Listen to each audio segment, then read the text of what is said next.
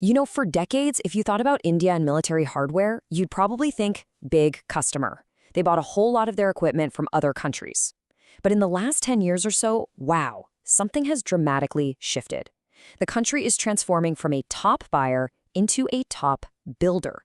So in this explainer, we're going to break down this incredible defense boom and then explore the really perplexing question it raises about the rest of India's tech ambitions. For years, India's military looked overseas for its top-of-the-line equipment, but that is changing, and fast. This jet right here, the Tejas, is a really powerful symbol of this massive national push to design, develop, and build advanced military systems right at home. It's the perfect picture of a nation shifting from buyer to builder. And look, this isn't just about ambition. The numbers are absolutely staggering. Between 2014 and a projected 2025, India's defense exports are on track for a 34-fold jump. 34! That's not just growth, that's an explosion. It's a profound transformation you can see in a single number. So, what's really behind this defense revolution? To get it, you have to look at a single, powerful national mission that's driving the entire strategy. The engine for all of this is a policy called Atmanirbhar Bharat, which basically means self-reliant India. The goal is simple, but it's incredibly ambitious. Slash the amount of stuff you're importing and build up your own capacity to create what you need. And this is especially true when it comes to national security. In other words, it's all about making Make in India a reality on the battlefield. Okay, so we've seen the big idea, the ambition. Now let's get into the hard data. The numbers behind this transformation tell an even more compelling story of how this state-driven mission is really working. First things first, let's follow the money. This graph shows India's defense budget has more than doubled since 2014, but I want you to pay close attention to that rising orange line.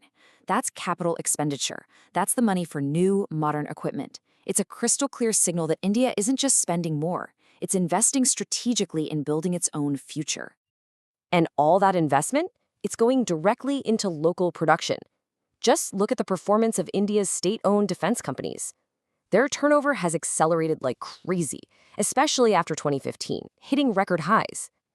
This surge in orders for homegrown systems isn't just building capacity, it's also boosting investor confidence in a huge way. And this chart, wow, this brilliantly illustrates the pivot. The blue line is domestic military buying, and the orange is foreign. For years, they kind of ran side by side. But look what happens after 2019. A dramatic split.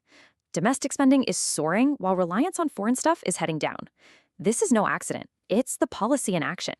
For the 2023-24 budget, a full 75% of capital acquisitions were specifically set aside for domestic companies.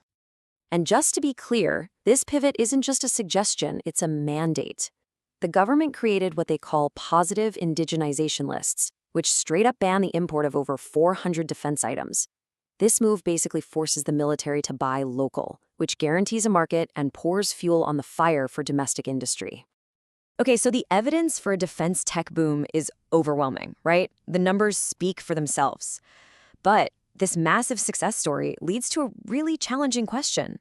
If India can orchestrate this kind of technological leap in defense, why hasn't it produced globally dominant commercial tech companies like a Google from the US or a Tencent from China? To dig into that question, we need to look beyond the official reports and the government press releases. We're going to turn to a different kind of source. Candid, honest, online discussions among tech professionals and entrepreneurs. This gives us the skeptic's view, the other side of the coin to the state-driven success story. A theme that comes up again and again is the challenge of brain drain. As one person puts it, the magnetic pull of higher pay and bigger opportunities in places like the US means that, well, a big chunk of India's best and brightest tech talent often ends up leaving the country. And then you have these systemic hurdles. This comment really points to the tough realities that entrepreneurs can face on the ground.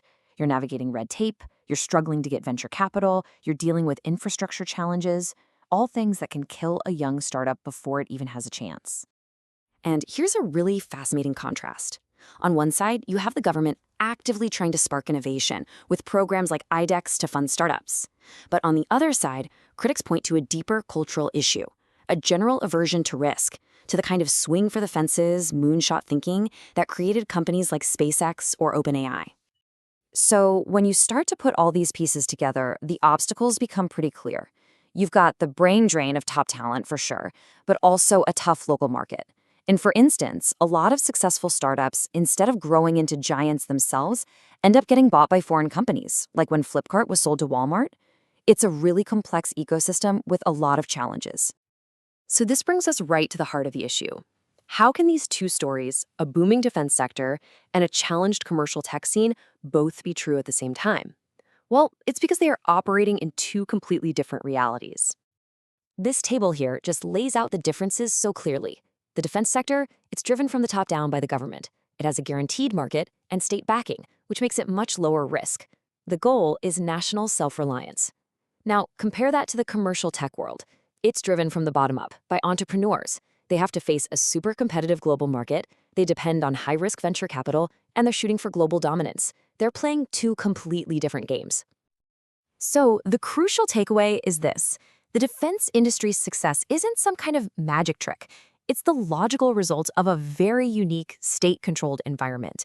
It has a clear mission, and most importantly, a single guaranteed customer that has to buy what you're making, the government itself. The commercial tech world, on the other hand, is playing by a totally different set of rules. It has to compete with everyone, everywhere, and it has to overcome those deep-seated cultural and systemic challenges we talked about earlier. A government mission on its own just can't solve for things like risk appetite or access to global venture capital. And this leaves us with the big, lingering question for India's future. Can the confidence and the capability being built in this state-driven defense sector eventually spill over and ignite a truly global, bottom-up innovation culture? Well, that remains the billion-dollar question at the very heart of India's tech journey.